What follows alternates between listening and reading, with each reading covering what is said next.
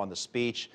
I'm joined by Elliott. She's part of the Economic Mobility Project for Pew Charitable Trusts. Welcome to BizAsia America. And you heard Jessica talk a little bit about there. Let me start with this minimum wage increase from $7 an hour to $10.10 per hour for federal contractors. Obviously, that's not for all the employees, but it's certainly symbolic of the agenda that Obama is trying to push, is it not?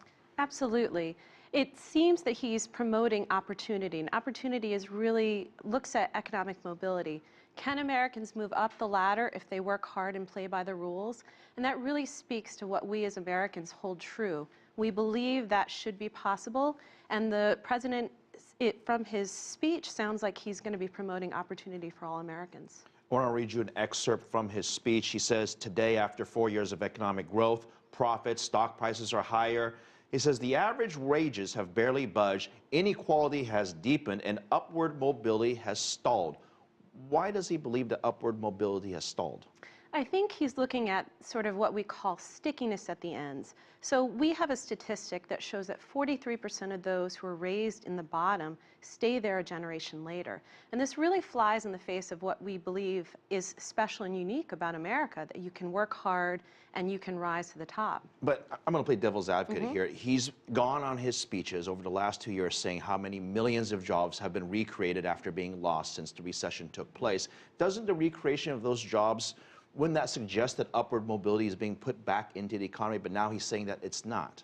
So when we think about upward mobility, we think about, can Americans move up if they work hard, they play by the rules, can they make more income, can they rise up that economic ladder? And certainly following the recession, for a lot of Americans, that just wasn't possible. They were stuck in place, or they lost their jobs and slid a little. So anything that can be done to promote mobility is a positive thing for Americans. NBC Wall Street Journal polls 71% that they say they are not satisfied with the U.S. economy. 63% think the country is going into the wrong direction. Is it odd that we've seen sort of this economic rebound from this awful situation from 5 years ago, yet the American public seems somewhat hungover or depressed from the recent successes?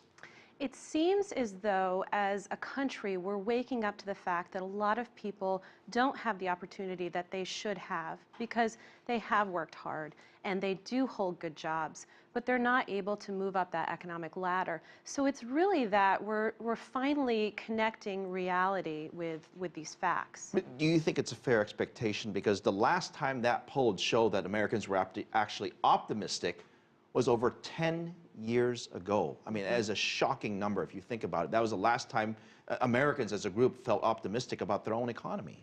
Absolutely, and certainly the Great I blame the media, by the way, but certainly the Great Recession, took a toll on Americans and their psyche about what is possible.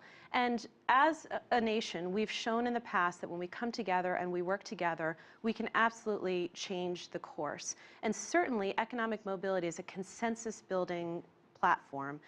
Across the aisle, Democrats, Republicans agree that economic opportunity and economic mobility is really important for our nation. You're talking about the American dream, essentially, Absolutely. right? And some would argue that the American dream is dying. Now, I personally disagree, but I want to hear from you why there's this high level of pessimism about the American dream. Actually, our polling work has shown incredible optimism about the American dream, that people really do believe that it should be possible and it can be possible. People believe that they can work hard and get ahead and that they've done pretty well relative to the last generation. It's only been recently that, as a consequence of the recession, that people are thinking twice about that. You heard me and Jessica talk about immigration. That potentially could be a very big deal because you could be bringing millions from being non-citizens to becoming citizens and being productive members of the workforce who would pay taxes, pay into social benefits in the social system. How important is that to upward mobility for that class of individuals? Well, absolutely, America is known as the land of opportunity. And certainly, with respect to economic mobility, we need to make sure that all Americans, regardless of who they are or where they come from, have the same level playing field that we believe should be possible. Okay. The big speech is just a few minutes away. Elliott, thank you very much. Thank you. I'm sure you'll be watching that speech very carefully as well.